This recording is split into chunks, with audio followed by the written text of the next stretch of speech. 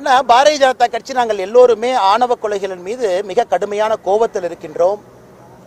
அது மிக கடுமையான சட்டத்தை கொண்டு வந்து யார் தவறு செய்கின்றார்களோ நடவடிக்கை எடுக்கணும்னு நம்ம நினைக்கிறோங்கண்ணா.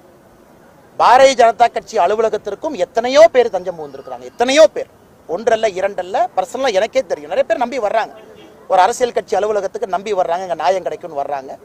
நாம சில இடத்துல தந்தை தாயை கூப்பிட்டு சொல்றோம், சில இடத்துல பக்கத்தில் இருக்கக்கூடிய இன்ஸ்பெக்டர் கூப்பிட்டு சொல்றோம், நீங்க வந்து நியாயமான முறையில் அதை பண்ணுங்க அப்படின்னு.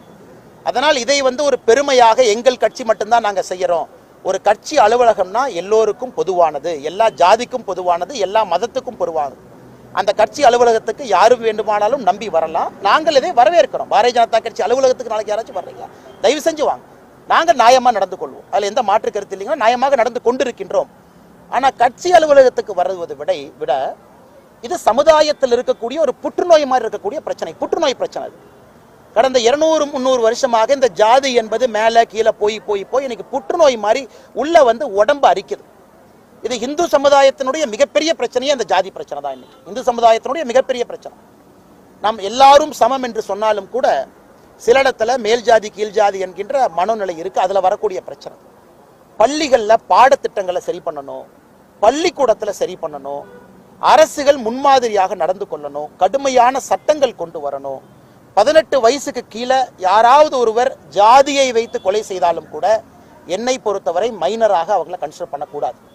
ஏன்னா நம்ம சில மர்டர் கேஸுக்கு பார்த்தீங்கன்னா 18 வயசு கீழே இருந்தால் மைனர்னு சொல்றதில்ல, அவங்களுக்கு நம்ம பனிஷ் பண்றோம்.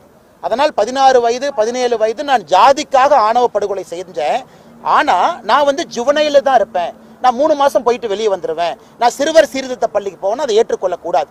அதனால் தமிழக அரசு எங்களை பொறுத்தவரை ஒரு கடுமையான ஆணவ கொலைகளுக்கு எதிரான சட்டத்தை கொண்டு வாங்க.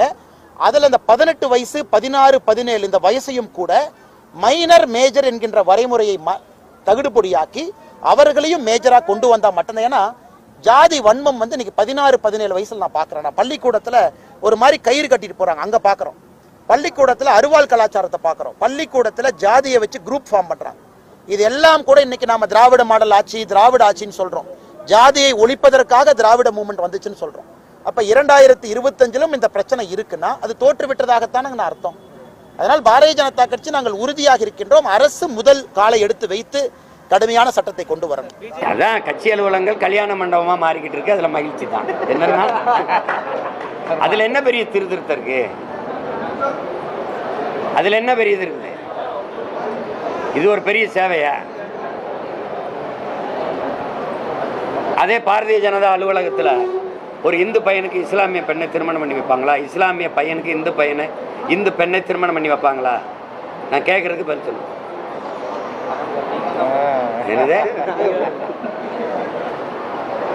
எதாவது பேசிட்டு மார்க்சிச அலுவலகத்தில் ஒரு உயர் சாதி பையனுடைய பொண்ணுக்கு, ஒரு உயர் சாதி பொண்ணுக்கு, தாழ்ந்த சாதின்னு சொல்லியிருக்கிற அந்த சமூக கட்டமைப்பு பையனை அங்கே திருமணம் செஞ்சு வைப்பாங்களா? வச்சா அந்த சாதி ஓட்டு விழாது. அதானே? நீங்களும் உங்கள் சேவை போங்க, எதாவது சொல்லியிருக்காங்க, வேற என்ன சொல்லுங்க. இதெல்லாம் ஒரு பிரச்சனை இல்லை தம்பி, அதெல்லாம் நடக்குது. அதுக்குள்ளே போய் வாய் வச்சு அதை அரசியலாக்காமல் இருந்தாலே சமூக. என் கட்சியில் தம்பி இந்த பொது தொகுதியில் தாழ்த்தப்பட்ட ஒரு தங்கச்சியை நிறுத்தணும்டா, ஆதி தமிழரில் ஒரு தங்கச்சியை நிறுத்தணும். உன் மனைவியை நிறுத்த மாட்டானா? இல்லைன்னா என் மனைவி வேற சமூகங்கிறான். தங்கச்சி உன் கணவர், என் கணவர் வேற சமூகம்.